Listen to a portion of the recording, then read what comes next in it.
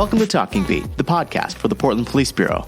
We're focusing on thoughtful conversations that we hope will inform and provide you with a small glimpse of work performed by Portland police officers, as well as issues affecting public safety in our city. Here's what's on today's show. We want to be in a position where we have built relationships and have the trust of community members so they know that our goal is not just to arrest people, incarcerate them, and put them in prison. Or that will not stop this problem. What will stop the problem is a combination of all these different factors working together in unison under a common goal. We want to get to a place where we can disrupt this cycle of violence and reach people before they make that decision and pull the trigger that changes their life and someone else's life.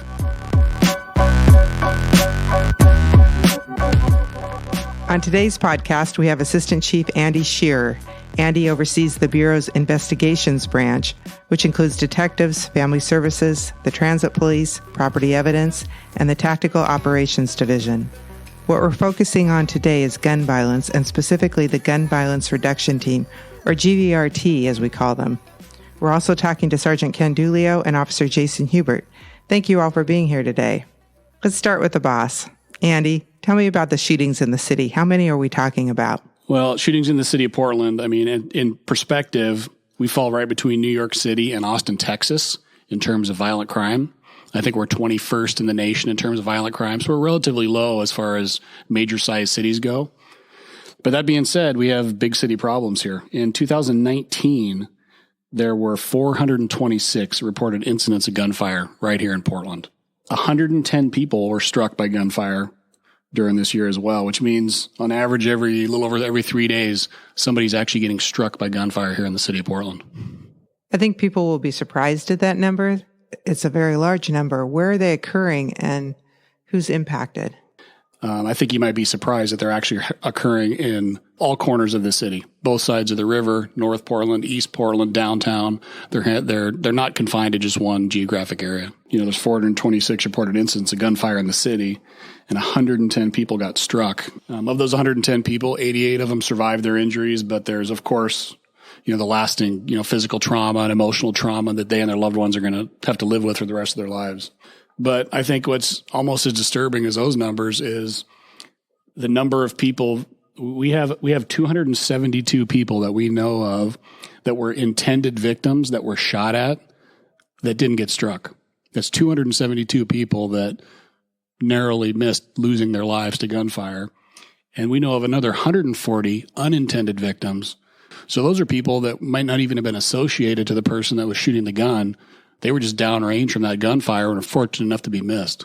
So of the people that are directly impacted by gun violence, we know that about 95% of those are male. 76% of the people that are directly impacted by homicides and injury shootings are adults. Very few of them are under 18.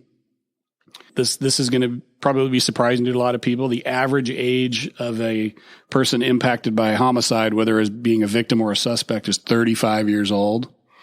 And the average age of somebody impacted by an injury shooting is 31 years old. The vast majority of people impacted by gun violence have had prior criminal justice system involvement.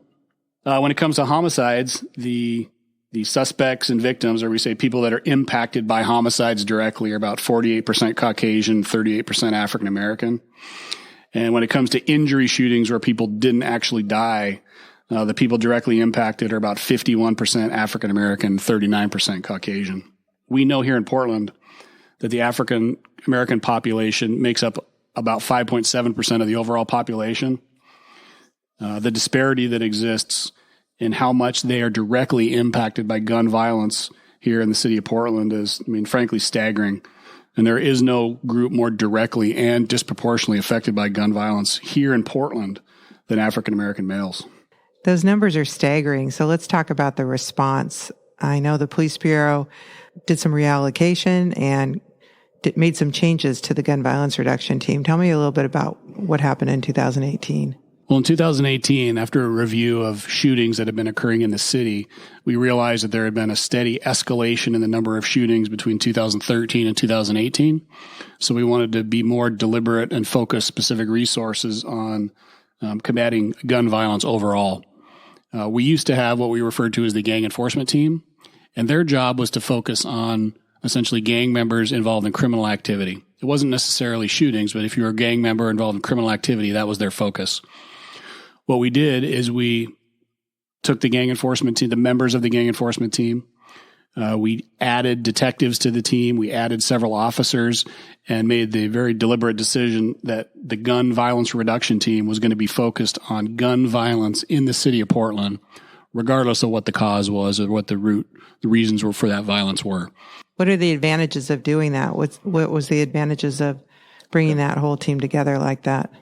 The advantage of bringing out the team together like that was now we could get a clear picture of what truly was happening here in the city of Portland. Because prior to that, the data collection was not as specific as it probably should have been. So now if there is a shooting incident anywhere in the city of Portland, the gun violence reduction team tracks all of that. It doesn't matter whether it's a suicide, whether it's a robbery, whether it's a homicide, whether it's domestic violence, whether there's a group dynamic involved. It doesn't matter what the reason was for the violence, but the gun violence reduction team is going to put hands on that incident and look into every single one of them.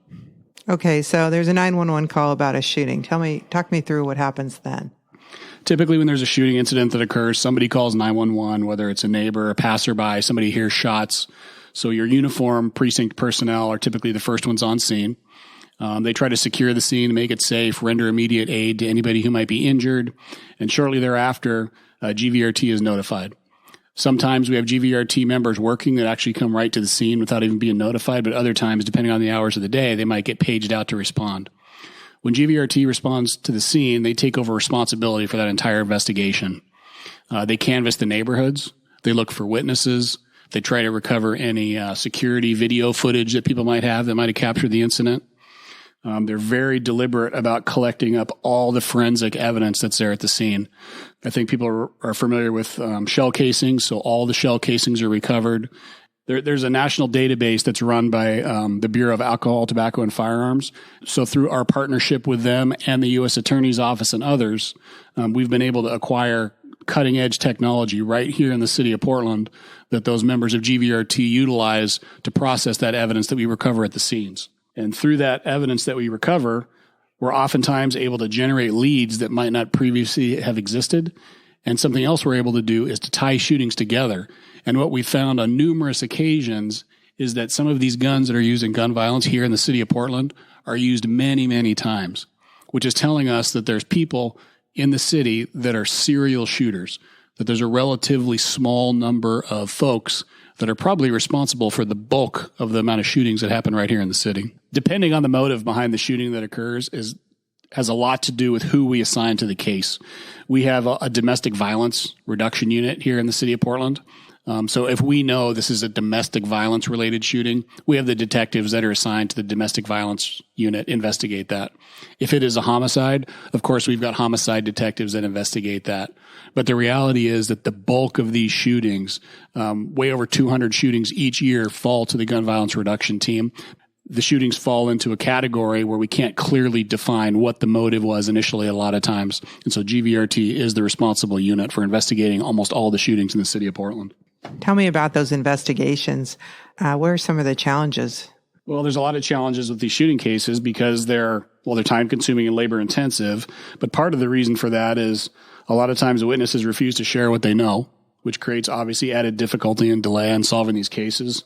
So what's really disturbing is oftentimes the victims themselves, even those who are gravely injured, refuse to share info about the crime, even when they might be able to name the person who tried to take their life. It's understandable in some cases. We don't blame the victim for their reservations, but the people that engage in gun violence and shoot indiscriminately, they might retaliate against victims if they learn the victim talked to the police. They intimidate witnesses and victims and create fear that those who talk might be killed or their friends or even family members might be targeted for violence. And frankly, sometimes the victims or even those close to them would rather go out and seek vengeance in the form of a retaliatory shooting to even the score. And that is extremely troubling to us because it further exacerbates the problem and the cycle of additional shootings and follow-on retaliatory shootings go on. And right here in Portland, we've experienced this. And sometimes these retaliatory shootings can continue for years and years and involve generations of people. Shooting investigations are, like I said, time-consuming, and they're different than a lot of other investigations. Now, there's been a lot of talk recently about traffic fatalities here in the city of Portland, and those are tragic. They affect every corner of this community, and it is absolutely something that we should not tolerate here in the city of Portland. But something that's a little different between gun violence and people that die in traffic collisions is a lot of times, and we know this, and the data tells us this, that gun violence begets more gun violence. If you're harmed by a gun, you're much more likely to be harmed again or to harm somebody else. Where in traffic fatalities, it's tragic, but what you don't have is the friends and family of the victim potentially going out the following weekend with their cars to try to run into other people to even the score. And that's exactly what happens with gun violence. It's a continuation of this cycle, and that's why it's so critical that we break it. I don't want to make it seem like I'm somehow saying one type of investigation is any more or less important than the other, because that's not the case at all. I'm just trying to paint the picture that these are different types of investigations that involve different investigative techniques and take different amounts of resources to solve the crimes. So I guess, how do we stop the violence? It's understandable there's a lot of fear in the community, especially among people who might think another shooting may happen to them again or to their family. What other things do we do besides respond and investigate? How do we break this cycle? That's a great question. And there have been strategies that have been implemented in other cities around the country that have showed significant measures of success. And the bottom line is it's a combination of law enforcement, community, and social services all working together under the common goal of breaking the cycle of violence. When someone engages in indiscriminate gunfire and pulls a trigger and shoots someone else, I look at that as a tragedy. It's a tragedy for the person that gets shot, and it's a tragedy for the person that pulled that trigger, because now their life is going to be changed forever. They will get caught. They will get prosecuted. They will probably get incarcerated. They're going to be away from their family for years, potentially, and it's not a win for anybody in the community to see that happen. We want to get to a place where we can disrupt this cycle of violence and reach people before they make that decision and pull the trigger that changes their life and someone else's life. So that's where I want to bring in Ken and Jason. You guys have been very patient. Thank you. Ken, your guys are out there every day doing the work. You were telling me before we started about how well your officers know some of the most prolific, violent people in the community. Tell me about how the work at GVRT is different from a patrol officer. They know kind of, who they are, kind of where they live, what cars they drive, who they associate with, who's really active right now, who might be carrying guns. And so that's something that like your average patrol officer, can't do because the nature of their job's different. And so it would go to a specialty unit like the gun violence reduction team to be totally involved. And it's honestly, it's like this total like holistic approach to basically trying to solve a problem. And part of that might be, hey, we're going to arrest the shooter on attempt murder. But the other part might be like, hey, there's, family members that are affected by this. Maybe he has a younger brother that's, being influenced to get involved in the gang life. There's never, if you said, hey, what are the 2 or 3 things that you need to do to reduce shootings? I'm not even sure it's just down to 2 or 3. It's a whole A to Z. With A might be, hey, we're doing the full-on investigation. It's a good case. We are charging this guy with attempt murder. The Z might be all the way the other spectrum. Hey, probation officer, so-and-so, if your guy's in violation, would you mind detaining him for 30 days, taking him off the street?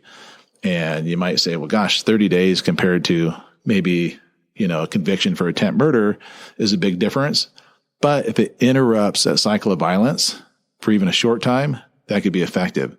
Because what happens is one shooting leads to the next shooting, leads to the next shooting, and usually pulls more people in. Maybe they're the victims and their houses keep getting shot up. And so, how do you provide resources around that to get them out of that situation, which would help reduce maybe them being victims in the future and provide, safety, for that neighborhood by maybe removing that problem. And that takes people who have the ability to build these relationships and, connect with people and have worked in the unit a long time, because it takes time to build a relationship, right? You got to develop trust, and it takes repeated contacts. And that's something that you couldn't do. You could sort of in patrol if you worked a district for a long time. But you're so busy and you're taking all sorts of calls. This is just what we focus on. I'm glad you mentioned the length of time some people have been in the unit, because before we turned on the mics, Jason told me he had been in the unit almost 20 years. So what keeps you there? And tell me about the work you do. I help the community out. I know a lot of the community members. I know a lot of the victims. I know a lot of the suspects. Sometimes they're the same people. And I have relationships with them. My team is I am the crisis response team coordinator now. And, I have faith-based community members with me. I have volunteers that work for me, about 20, 25 of them. And, we know the community, and they know them also very well. We offer tons of resources to them, bereavement, depression, resources like, unfortunately, when the funerals happen, I've got pastors that, stay up basically 48 hours out of the days, to help out the community, with whatever needs they need or want. Tell me a little bit more about how you're called out. Are you called out on every shooting, or how does that work? It depends on the shootings. If there's a victim, then I will get called out, and then I will respond, or I will also have two of my members respond on the team. We'll go to the hospital or wherever they need us, and we will connect with them. Well, whatever resources they need that at that moment, we will offer that to them. And then what we also do is we do follow-up. And so, like, we had a couple of shootings this weekend, and after this, I'm going to go and contact them and see what else that they need. We offer them resources that night. And now I'm going to go and see what else that they need. For example, a shooting that happens, and maybe the landlord or whatever predicament they're in with their housing, wants them out of the house. We can offer them and guide them, I guess, to different housing. It wouldn't be uncommon to actually, at the end of a traffic stop, there'd be a handshake between one of my officers and the person pulled over, laughter, maybe a bro hug, with family members associated to suspects or victims around gang shootings. There's a lot of support, and hey, we need you guys, the police, to please get involved. Please help my son. Please help my, grandson, help get him out of this situation, or please hold the person accountable, who shot my, nephew, those sort of things. And so my real world experience was very different than what I would kind of hear from the news or the media, or, just in the workplace about, kind of the scrutiny on who we are and what we do. Andy, you look like you want to say something. We do that through our strong relationships with the people that we deal with every day on the street from the law enforcement side. We do that with our strong relationships with the Mayor's Office of Youth Violence Prevention, with the outreach workers, with the street level outreach, with the gang impacted family team. We want to be in a position where we have built relationships and have the trust of community members, so they know that our goal is not just to arrest people, incarcerate them, and put them in prison, or that will not stop this problem. What will stop the problem is a combination of all these different factors working together in unison under a common goal. There is a time for arrests that does have a near-term impact on reducing gun violence. If I take a gun away from you today and you spend the weekend in jail, you're not going to shoot anybody and nobody's going to shoot you. And at that point, we have options to maybe get you into some different programs, have the outreach folks get with you and try to steer you down a path where you're not going to react in a way that's going to cause you to pull the trigger and shoot somebody and change your life. That's a win for us. Once you've shot someone and killed someone, you have to be held accountable for that, and we will do that. But that is the last thing we want to see happen and the last thing that we want to have to do.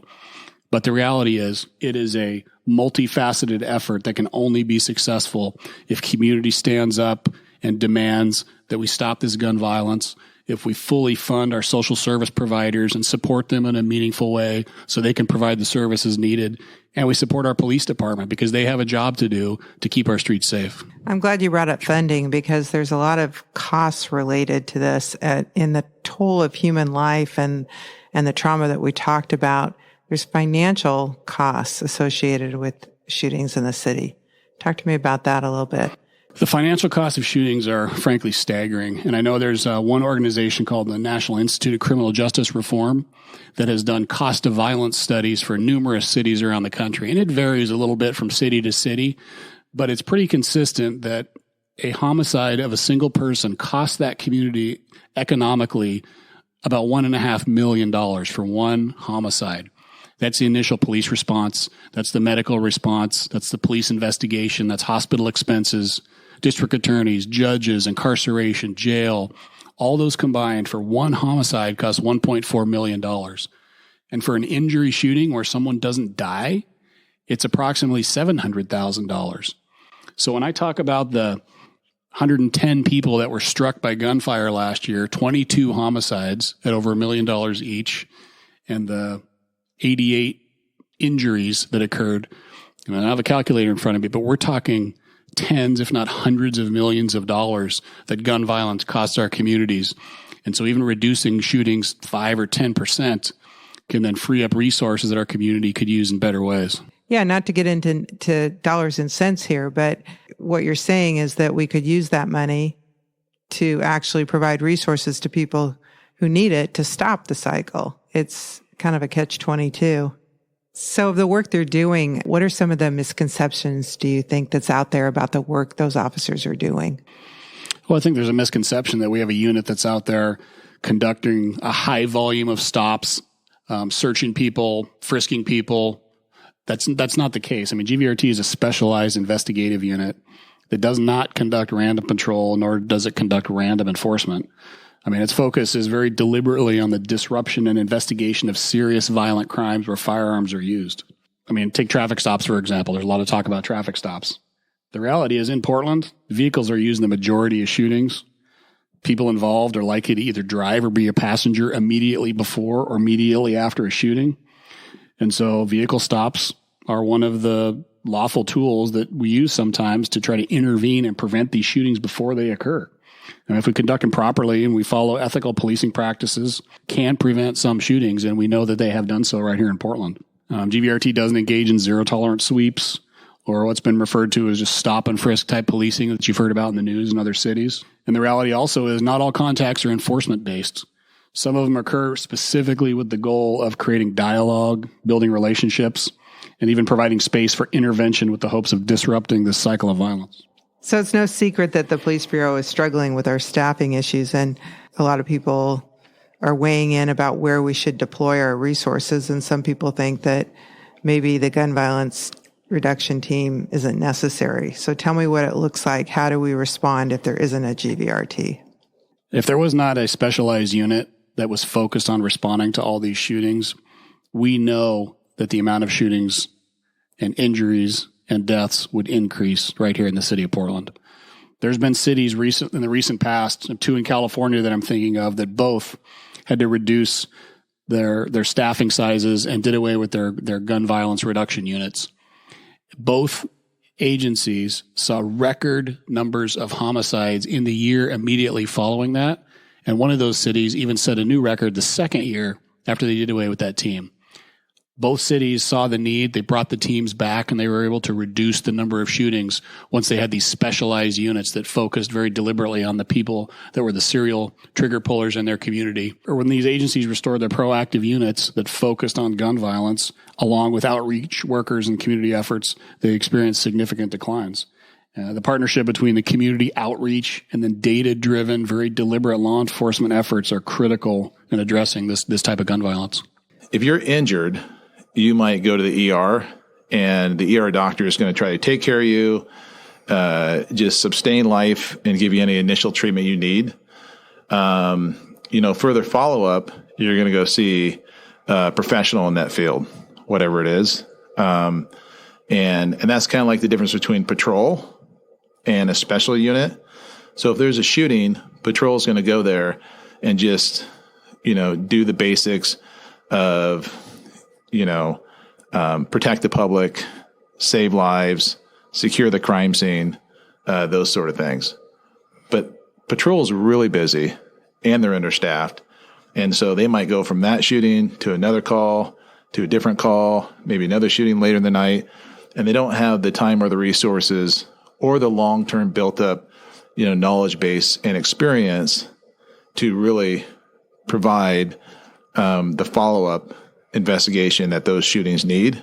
So in other words, patrol might be like the ER doctor, and then your specialist would be like GVRT. And it's more than just, going to those shootings and having experience on, processing crime scenes, canvassing, doing diagrams, doing interviews, the photographs that need to be taken, detectives coming out there and, developing probable cause to work that case in itself. But it's this long-term approach of a lot of times knowing kind of who the people are, the relationships that have been built with people involved in kind of gun violence, especially repeat shooters. So now I'm going to ask you the opposite question. Andy, what would the ideal be? What is a perfect world? I think what we should be striving for is an even stronger relationship with our Mayor's Office of Youth Violence Prevention and the social service network that they're connected with.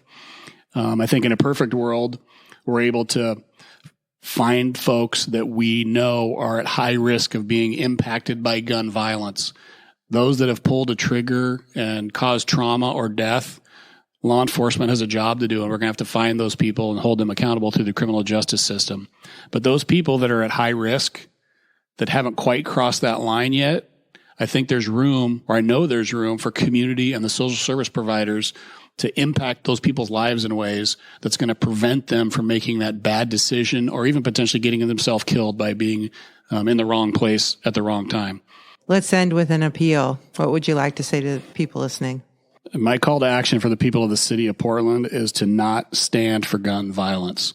There's an economic cost that every single person in this city pays. There's a human toll that's almost immeasurable on the sons, daughters, husbands, wives, mothers, children of people that are impacted by gun violence. My ask is for the community to stand together and demand that we stop this gun violence. If you have information about a shooting, you can go to crimestoppersoforegon.com. You can leave an anonymous tip. There's reward money available. You can go to your local precinct. You can flag down an officer any way that you can think if you want to share information. Or you can call the Mayor's Office of Youth Violence Prevention. It doesn't have to just be about solving a crime. If you know somebody that you think is at risk for making a bad decision or is potentially putting themselves in a place where they're at risk of getting themselves shot, reach out to the Mayor's Office of Youth Violence Prevention. They take referrals. They can reach out to folks and provide them a variety of services that can help steer them away from this lifestyle that's so dangerous and so destructive to our community. And I just want to leave you with this thought. As a progressive city, we must have a strategy that protects our most vulnerable and underserved populations.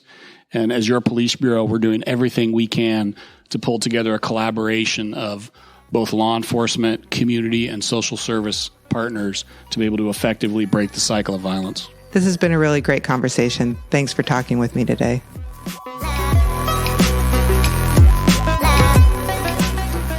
Thanks for listening to The Talking Beat. Do you have a question for us? You can call and leave us a message on our dedicated voicemail line at 971-339-8868. Or send us an email to talkingbeat@portlandoregon.gov. If you've enjoyed this episode, please share it with your friends. More episodes can be found at our website, portlandoregon.gov/police/podcast.